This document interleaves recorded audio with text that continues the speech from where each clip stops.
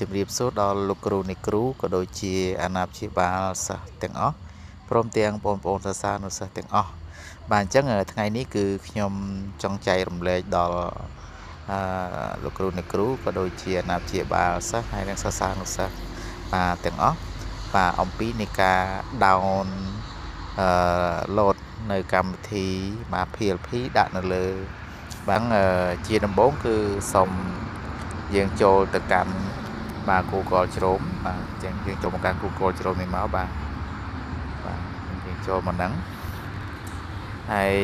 តមកទៀតបាទគឺវាលោតបែបនេះអញ្ចឹងហើយសូមលោកគ្រូអ្នកគ្រូក៏ដូចជាណាព្យាបាលសិស្សហើយនិងបងប្អូនហ្នឹងគឺចូលមកកន្លែងខាងលើនេះគេដាក់ថា research បាទ research អញ្ចឹងយើងចុចលើពាក្យហ្នឹងទៅមួយមកយើងវាយពាក្យថាបាទវាយពាក្យថា PLP អញ្ចឹង PLP យើងឃើញនៅកន្លែងនេះបាទអញ្ចឹងយើងឃើញកន្លែងនេះអញ្ចឹងយើងចុចនៅលើ PLP ហ្នឹងមកបាទអញ្ចឹងនៅពេលវាចុចមកគឺវាលោតបែបនេះអញ្ចឹងបើវាលោតបែបនេះហើយគឺបាទសូមចុចបន្តមកទៀតគឺចុចនៅកន្លែង PLP បាទ PLP នៅផ្នែកលើហ្នឹងណាបាទចុចលើហ្នឹងបាទអញ្ចឹងនៅពេលចុចមកគឺវាលោតបានបែបនេះណាបាទវាលោតបានបែបនេះបាទយើងលោតបែបនេះបាទអញ្ចឹងសូម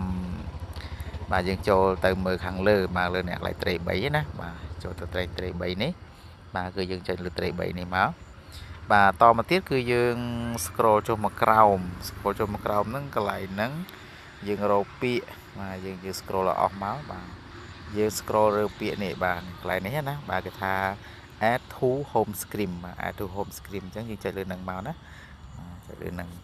បាទតមកទៀតគឺកន្លែងនេះវា load ឲ្យបន្តទៀតបាទគឺគេឲ្យយើង install វាបាទ install អញ្ចឹងយើងចុចលេខ install មកប៉ុណ្ណាបាទយើងរងចាំតិចទៀតណារងចាំតិចទៀតគឺវានឹង load នៅលើអេក្រង់របស់យើងហើយបាទចាំរងចាំបន្តិចបាទយើងចុច back ហើយចុច back ទៀតបាទចុចថយក្រោយឲ្យអស់ណាបាទចុចថយក្រោយអស់មកបាទតាមដំណាក់កាលមួយបាទនេះគឺយើងបាន PLP ដែលយើងបានតម្លើងបាទបាទអញ្ចឹងខ្ញុំគឺមានតែប៉ុណ្្នឹងទេហើយបាទនឹងចែករំលែកនៅវគ្គនៃការប្រើប្រាស់ PLP បន្តទៀតបាទអញ្ចឹងសូមអរគុណ